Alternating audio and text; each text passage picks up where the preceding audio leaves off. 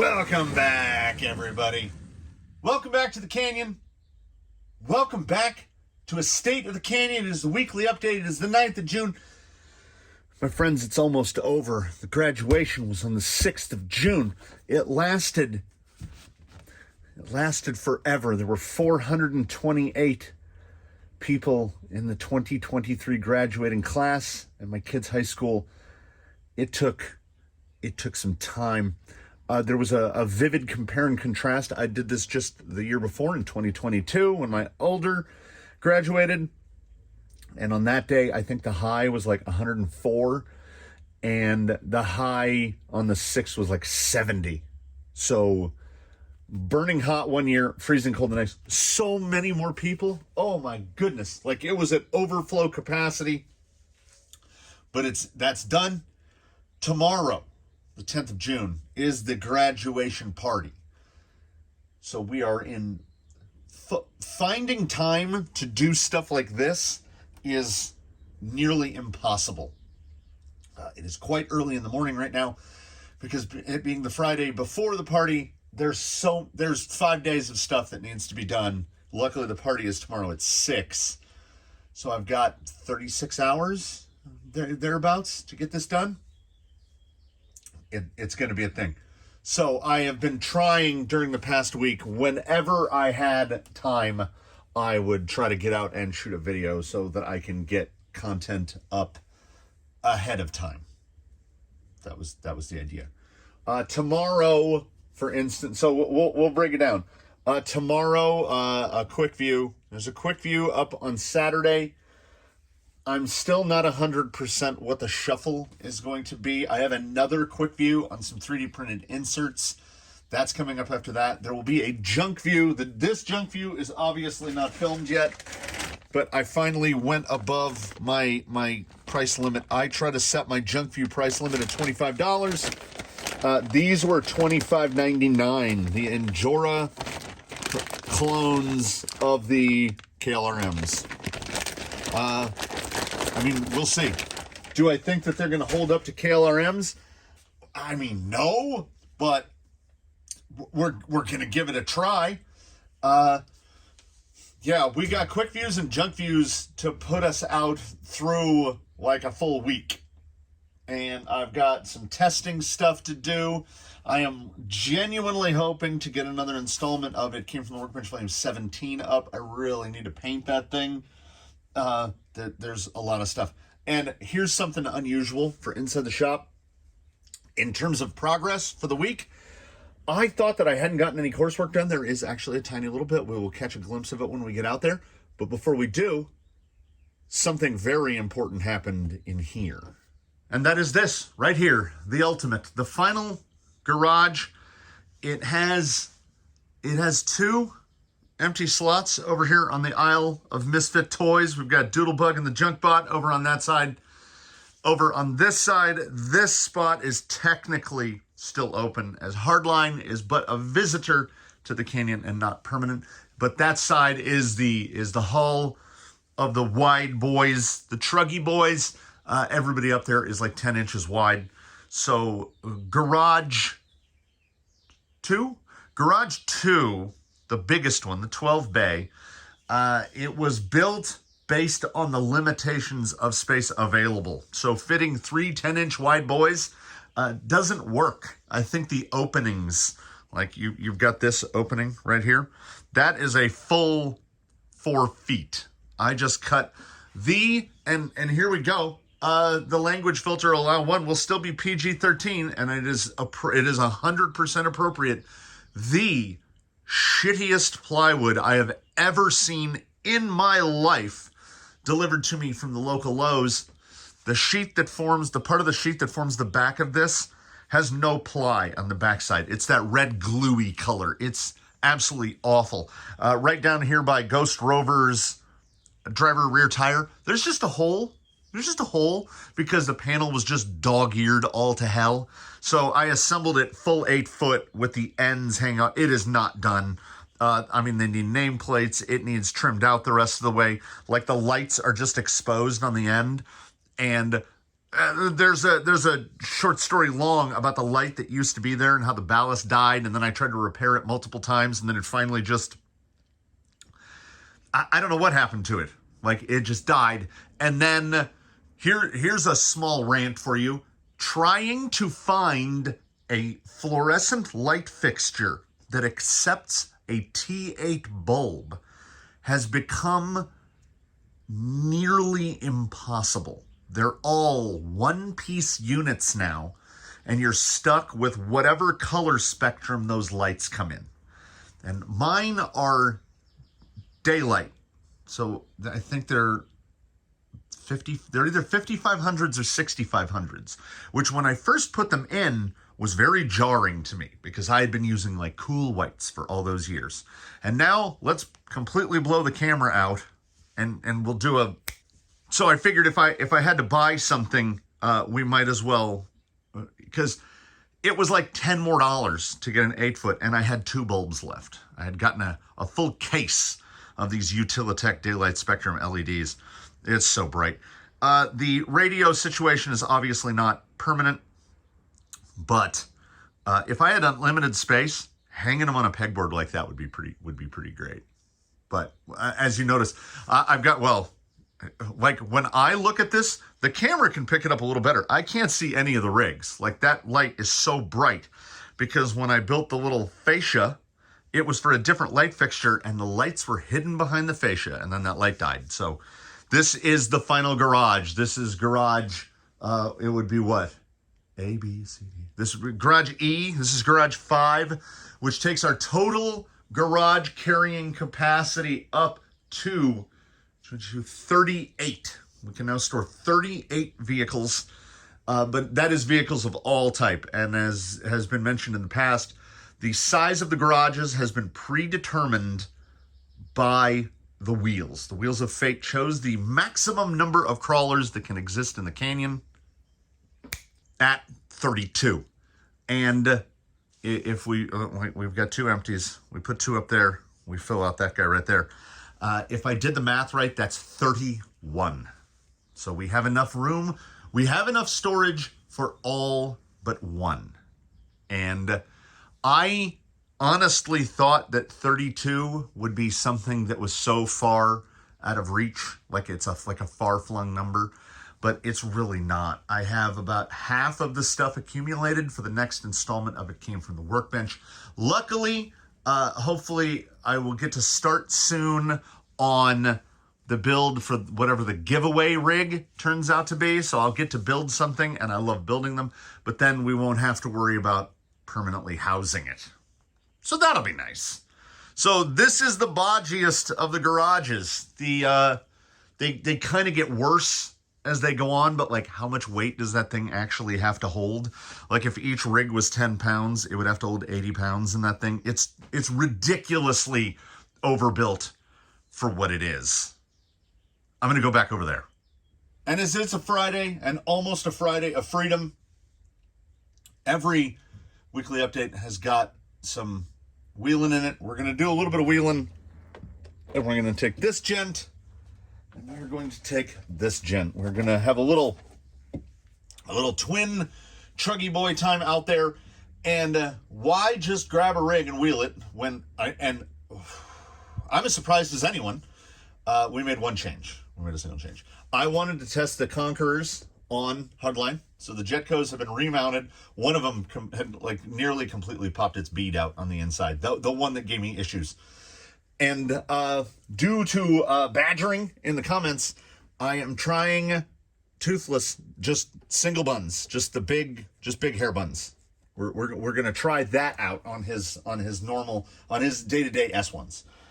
He is going through an array of tires and setups to test, and this is another one. There's a mountain right over here of double buns that got pulled out of all the tires during testing. We're gonna see. I keep coming back to the double bun because things work up until they don't, and I'm just so comfortable with how the double bun works. I don't know, but I'm never one to dismiss something out of hand. So if there's a potential for it to work a little better, we will give it a try. Look at these two truggy boys. Let us go outside. Oh yeah, the tiniest bit of coursework. Let's go take a look, and then I can get back to doing all the yard stuff that I need to be doing. We're getting a jumper. Is that a thing? I don't know. Is that a thing at high school graduation parties? The kid requested a jumper. It's huge. So we'll see how that goes. Welcome out to a wonderfully overcast morning. I do love an overcast morning. I think side hill and really heavy vert is all I really need to look at when I'm looking at a different tire or a different insert, once we've already established the, no pun intended, baseline for that tire. If I know what that tire is going to do. I have the camera set up too high. The microphone is like directly, like the microphone is right here. It's just covered, so I keep having to kind of shoot my head over to one side or the other. It's directly in the middle of my vision. What do we got here?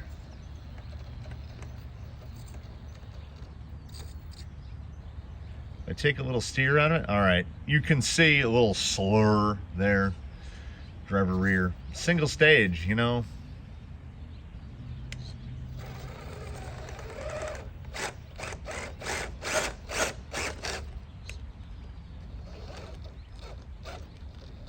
Oh, all right, yeah. Hardline's pretty good at this stuff. So yeah, that wasn't too bad.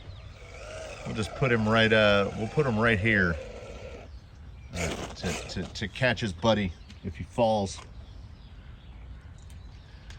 I mean, I think the Conqueror on rock is a bit better at the job than the KLRM, but I think that the setup of the KLRM is just more. There's the compliance. There's the softness of the rubber. I don't know. Further investigation is required. So every day we'll. Yeah, that single stage is just single hair bun is just plopping over. When you see the front end do that upswing like that, that's generally not great. But can we adapt to it? Like, it looks fine right here. I'm not seeing a lot of slide. We do want to drop that rear end down a little. That positionability is very good. The Canyon Trail is pretty receptive. Yeah, see, it'll stay in right there. Yeah, that's not bad. That's not bad. It might have been a little high on the nose, on the approach. Let's come back around and look at it again. I will take the compliance if it doesn't mean that I'm giving up something else. So we'll get a little lower. Yeah, that helps. Suspension and the hair buns are working nicely together. Yeah, it I guess under the weight transfer, that rear end is moving pretty nice. That's not bad at all. Yeah. Take a little look at Daphne's here.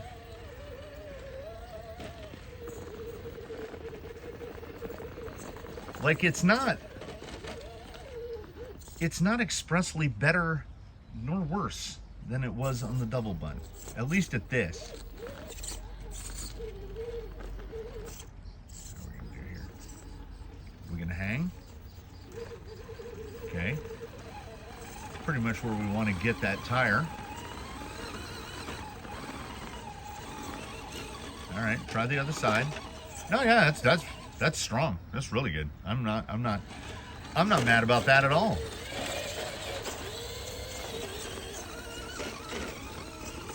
They feel like in a blind, I would be able to tell. Like, I can tell the difference between a single bun and a double bun. Oh, that was much better. I mean, obviously, a lot of this stuff is situational. I mean, potentially all of it is situational. And if you're giving in one area, you're at least hopefully getting in another. So we're making trades here.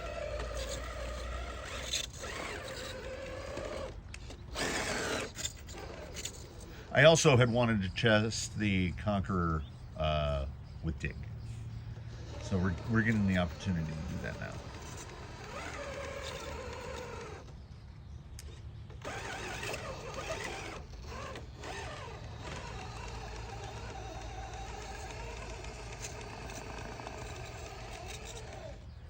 That's pretty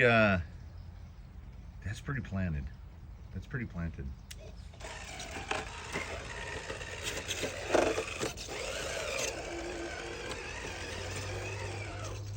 I forget how low. I forget how low he is. Okay, this is small. We're in small overdrive right here.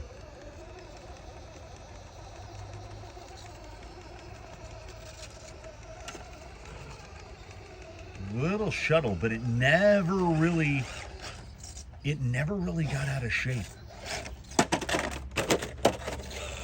Well, that I would consider that slightly out of shape. I place the blame on reality. These two fellas, no, pull forward ever so slightly. Hardline. Need to. There we go. Might as well keep them in frame. They may look very similar, but boy, howdy, do they drive different. They drive real different.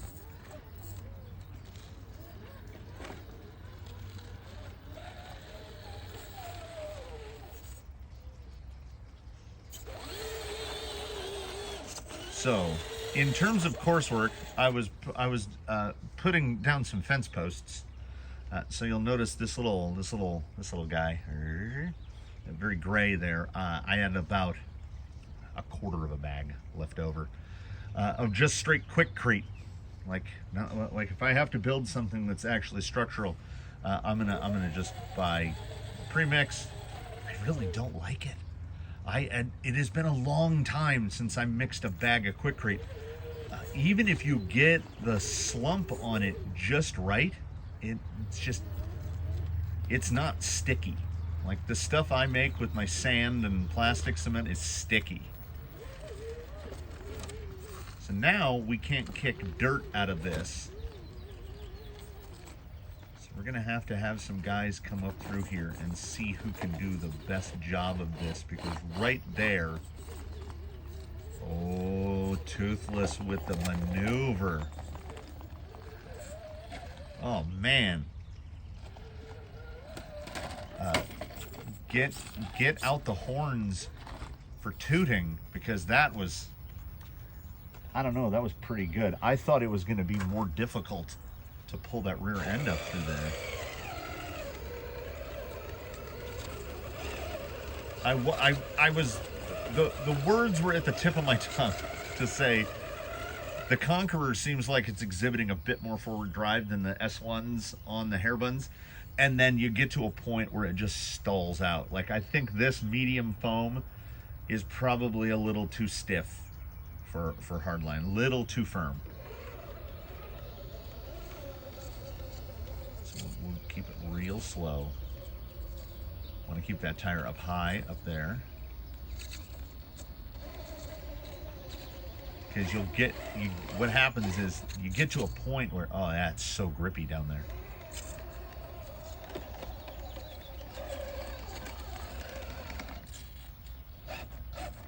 Uh-oh. Nope. Hold on. Oh, yeah. Oh, yeah. I don't know. Who did it better? I don't know. They both did it really well. I think that's a... oh, here we go. While I ramble, I think that's a situation where the where fenderless is certainly an advantage. They both did that pretty well. I'm not mad at either of these setups. Ooh, can we do this? Beep beep. I'm not mad at either of these setups. Oh my goodness. Yeah, what I just tried to do there was I tried to do this, the double fist. Yeah, no. The trigger feel is as different as you could possibly imagine. So I'll hope that all of you out there will give me as much leeway as I'm giving myself as I am transitioning directly back and forth between 4S Outrunner and 5-slot brushed. Try big overdrive here.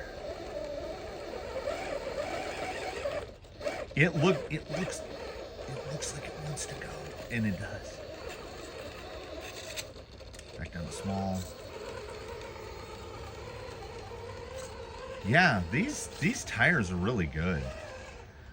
Further in, whoa, that was a trigger issue there.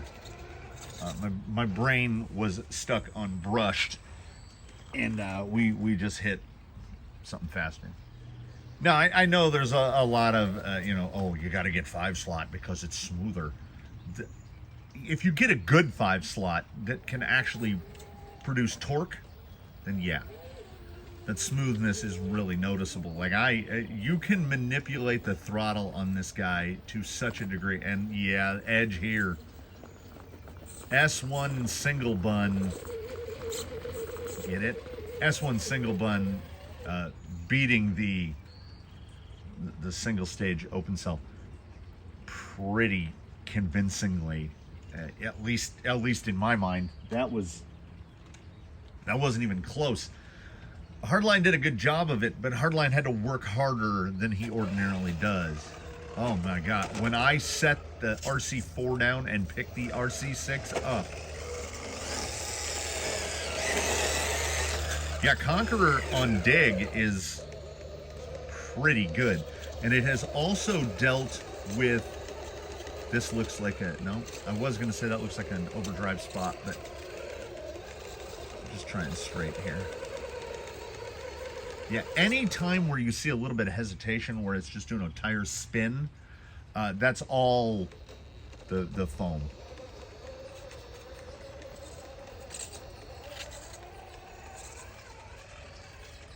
Yeah, it is genuinely surprising to me how good the Conqueror on its stock medium foam might actually be better than the Fossil on its OE foam.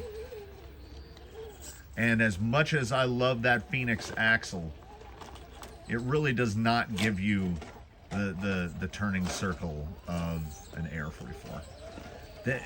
Say what you will about Axial. Say what I will about Axial. I mean, have they stopped innovating? A little. They did it right with the AR-44. High pinion, smooth enough, cheap, excellent turning circle. Let's see, right in here, Conqueror went through this like nothing. Gotta pick a little bit of a different line. There's a little bit of slide back there. Bring it down slower. Yeah, and then it's got it. Yeah. So, yeah, Hardline also, there's a couple more servos inside of him. He's probably, I don't know, between 8 and 10 ounces heavier, I think. Not a significant amount. And all of the additional weight is sprung. So I don't know if one of these guys explicitly has an advantage over the other. Yeah, the variable overdrive and the dig are nice. I do love dig. I do love this kind of creepability. And that's 4S creepability. There's nothing to complain about there. Just the transition back and forth, the trigger feel is it's ridiculous is what it is. Okay, now driving Hardline first and then this guy second is a bit easier because you have to exhibit. I'm off the edge. Ooh. You have to exhibit so much more control to drive Hardline. I have made this comparison about Outrunners in the past that there's no, with the exclusion of the Lizard 10, there's no real digital trickery helping you out with an Outrunner. All of your control comes from right here. Whereas this thing, there's so much more. Like we can't get quite as slow. Get a little stalling out. But you can apply so much more pressure to the trigger without it getting weird on you. They are radically different, but so rewarding in different ways. But like right here, watch, we'll okay. So there's that stick. We're running over the stick. Now we'll just go. Where are we gonna go? Okay, so he goes right into the sign. Now I'm curious. This isn't. I don't want this to be a Crawlympics spoiler. So we're gonna line this guy up a little better. Oh, I gotta get. Woohoo! Okay, there's the stick.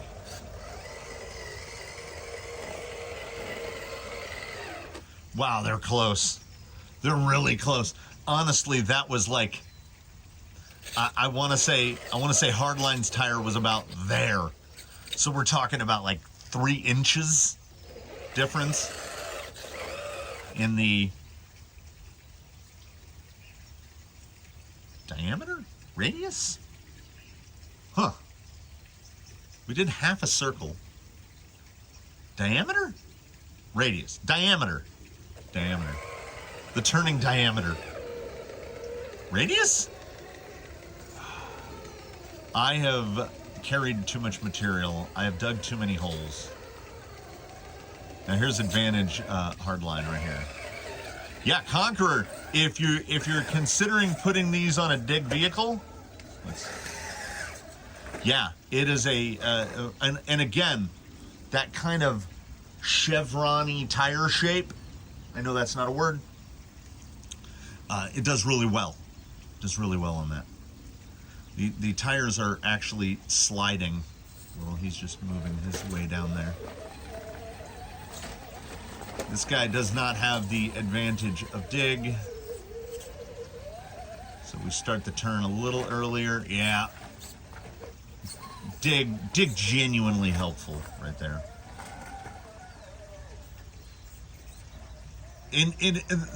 If nothing else, here is something that is enormously surprising to me.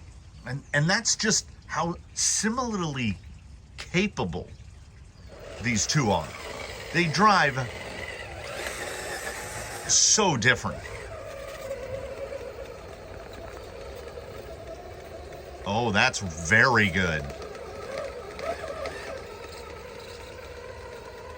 That's very good. The Conqueror is a tire that, yes, for whatever reason, the U.S. pricing structure makes them expensive. Here in the States, they are as expensive and in some cases more expensive than premier offerings from like Proline. Now, they're about the same amount of money as a lot of the KLR stuff, especially when you get into red compound. And I don't know. I would have to do a back-to-back, like, to really drill down and see how the Conqueror does directly up against a KLR offering. Out here right now, where my brain can't keep things collated, orchestrated, another word that ends in aided, the Conquerors feel like they're doing extraordinarily, I just reached for dig, feel like they're doing extraordinarily well and on a medium foam, which I don't think is the right foam for this rig. I think it's sort of the equivalent of being oversprung. Now, Hardline is running very, very soft springs all the way around. I think he's running soft, ultra soft, just like Daphne, or it might be soft. Anyway, he basically sits full droop. He's all the way down. And the foam then feels not compliant enough. So the Conqueror pulled this right here. Yeah, there we go. I kind of gotta snake it.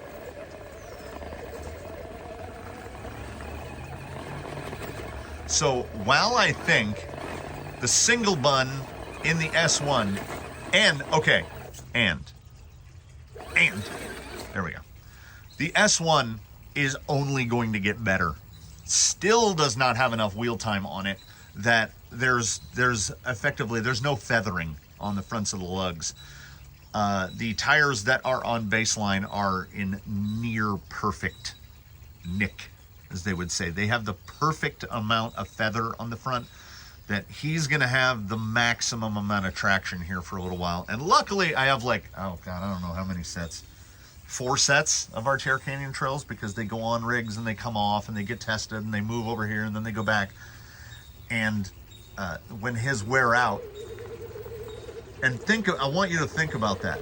I want you to carefully consider wearing out an RTR Canyon trail.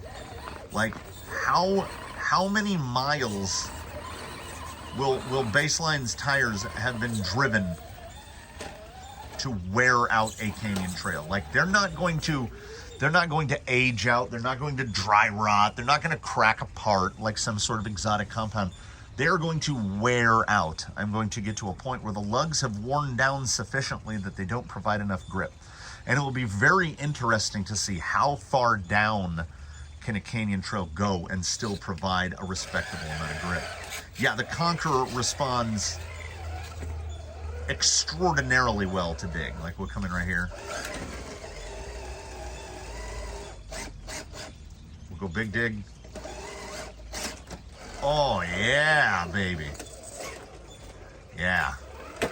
That's a good digging tire.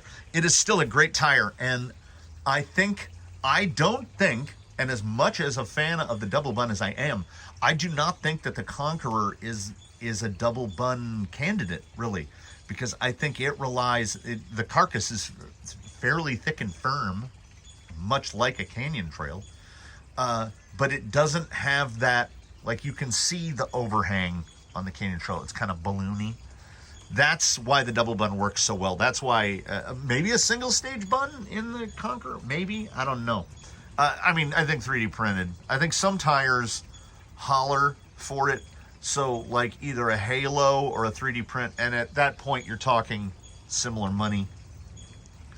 I think there's a lot of untapped performance inside the Conqueror that we haven't gotten to yet. They're really good. They're really good. They have moved up. They're like top 5 for me. Canyon Trail is my overall favorite tire because it does so much. And I'll put the RTR and the S1 side by side. The S1 is like buying a pre-broken in baseball glove. You can get an RTR to do as well as these S1s, but the S1s out of the package are as good as an RTR that's been cut and siped and fitted with a double bun and driven for hours and hours and hours and hours and hours. You're like buying your way in with that compound. The Conqueror is good just out of the package. Much like the T-Pain podcast, gun to your head. What's the list? Canyon trails, tusks, two-way tie, deep woods. Okay, fossils, deep woods, because I would put the fossil just ever so slightly ahead of the deep woods. I think the overall traction profile of the fossil is a little more universal. Like it works better on all rigs. Some rigs the deep woods don't work on. The fossil works much like a canyon trail, works pretty good on everything. So am I already forgetting the list? Canyon Trail, S1 and or RTR. Tusk. The Tusk is the tire that if you don't want to do any work and you just bolt it on, Tusk. Like, there it is. Nothing need to be done. It is beyond competent on its included single stage foam. It becomes quite good on a double bun, and it becomes almost like cheat codes when you put it on a 3D printed insert. put a squid insert inside a tusk. If you own one rig and you say, oh, I just want the best I can do, put a squid insert inside of a tusk, and you're done. Drive it through rivers, drive it through lakes, drive it up rocks, drive it on trails, drive it wherever you want. Very, very good. And then, of course, we've got Fossil Deep Woods, which, again, respond. I have tried them on all. They've been on single stage. They've been on single hair bun, double bun, 3D printed. They respond well to all. And the grip just gets a little better, a little better. And them, based on the construction and the compound, the rift between double bun and 3D printed is not so wide. Like, they're very close. The 3D printed is nice because it becomes very predictable, but it's not wholly necessary. Same with the tire. You know, I don't know if there's any tire where a 3D printed insert is completely necessary. Just kind of makes them, it can make them better. And we all want better. We all want to get ever so much closer to the crawler's paradox. So that's the top three with the ties. And then it depends on what are my classifications. In terms of a scale tire, the RC 4-wheel drive Baja Claw TTC X2SS is my favorite scale tire. It's a fantastic tire, and I can't even imagine what it would be like on a 3D printed insert. It has been tried on open cell foams. That's it. Single stage foams, and it's tremendous. And it just happened to be that on the rig that they're fitted to, that was the insert that was just there. It just did it. And I saw no reason to I saw no reason to monkey, no reason to tinker. With how diggable these are, get a little more forward. Oh, okay. I spent a little bit too much time pushing the trigger on that guy.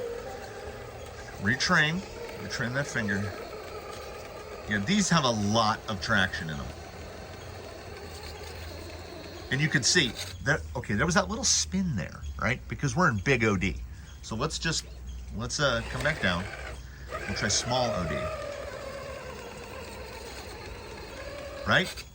It's just more, it's just driving more. Yeah, we gotta put something in here. We need to test a 3D insert in these.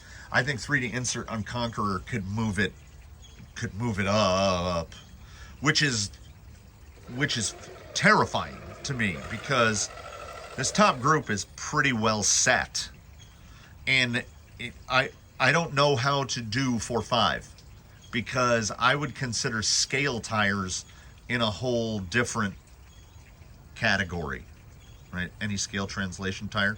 So I would put the Conqueror in 4, and then who would I put in non-scale tires in 5?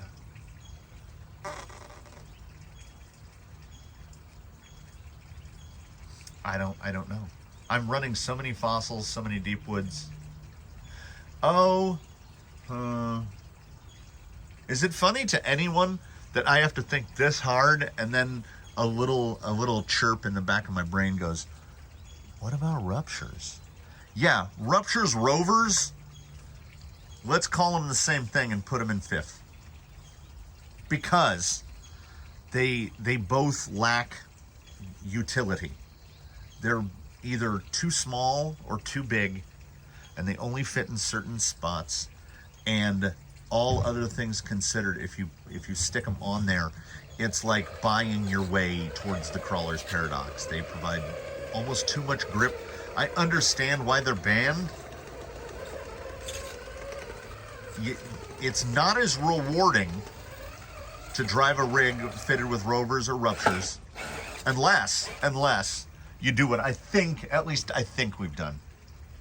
That Zoidberg and Misdirection, 2.2 Rovers and Ruptures reverse.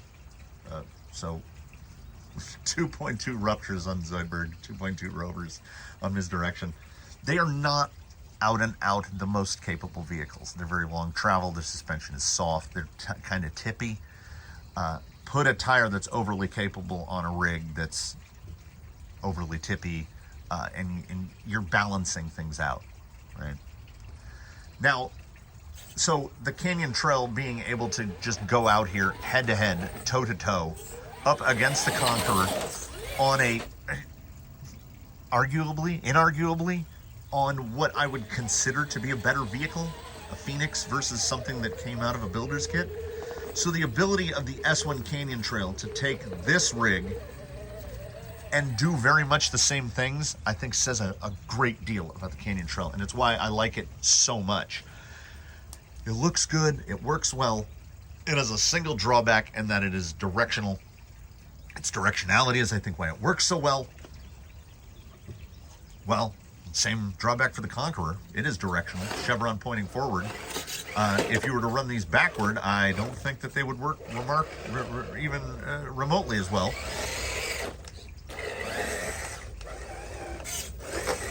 Dig works a lot better when you push the button. Yeah, the drive on these is so good. Like, he's staying up on that rock under the tire right there. Big. It responds to low speed as well as beans. Just pulls that around. Responds, I would honestly say, equally well to small overdrive and big overdrive, which is pretty rare. These are doing really well on here. Like right there, we're going to get a lot of shuttle because we're big overdrive. So if we drop down to small, yep, there it is. Man, these are both so good. And that's not back padding. They're just, I'm just happy that they're both good, I think is what it is. This one really started to get away from me, and as I look at my watch, there's stuff I'm probably supposed to be doing. Graduation party tomorrow. Then we start getting the lights in the canyon. Oh, what I didn't show you and didn't mention, I fixed the contraption. The webbing guy, I'm pointing over my shoulder. It's behind you. I put new webbing on it. Someone was like, oh, what about seatbelts or fire hose? And those are all great ideas. And then I just went on Amazon and searched for 2-inch nylon webbing, and 75 feet of it was $18. So I just used that. I don't know if it's going to be more slippery. It hasn't been driven on, and I'm at such a high right now, I'm not going to go and try to drive on it and bring myself down. So instead, we're going to pan. What is that? The mic has to pick that up, right? There's a bee the size of one of those 25-cent gumballs. Like that thing, that's a big bee.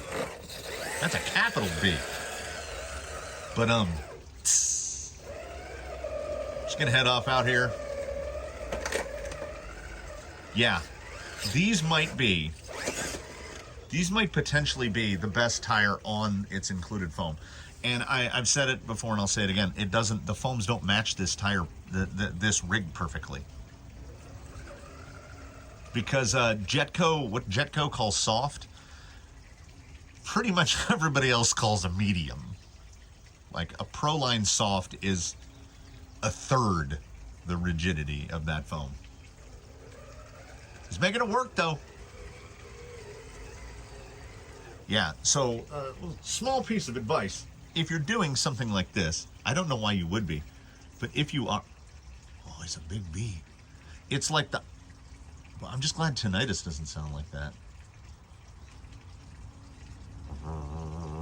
I'll stick with the ringing. If you should find yourself in a situation where you're doing this, and I don't know why you would be, but you're rapid at transitioning back and forth between 3S brushed and 4S outrunner, there's no way to rewire your brain to do it smoothly.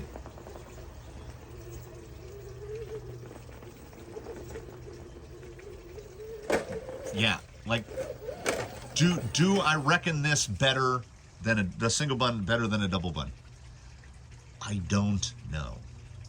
So that means they'll have to stay on here for a little while. I need to find the strengths and or weaknesses. Overall, pretty good. Pretty good. You know, I ran single buns for a good while. So, hardline, toothless, and I and everyone else and all of the things here, that gigantic capital B, we all thank you for watching. You noble few. The only thing, it's really close in terms of low views between the weekly update and Wheel and Wednesday. Wheel and Wednesday is still the thing that people watch the least. So thank you more people for tuning in for this. I get to ramble and I get to wheel, and what's not to like. So please do comment below. We live for the comments. Drop a like, consider subscribing if you haven't. We do offer channel memberships for the once a month or so that I remember to make a members only video, because thankfully to you small generous group that do provide have opted for channel membership, most of you has said in comments and remarks and direct contact that just keep doing what I'm doing, and putting out a video a day of this sort of a length.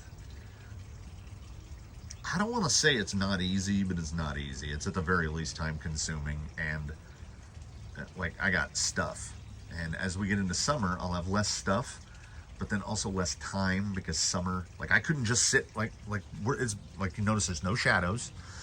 It's a beautiful morning. It's still quite early on Friday morning. It's a wonderful time to be alive. And then the summer comes and the malevolent heat orb just roasts everything, and the temperature on the rocks is 170 degrees.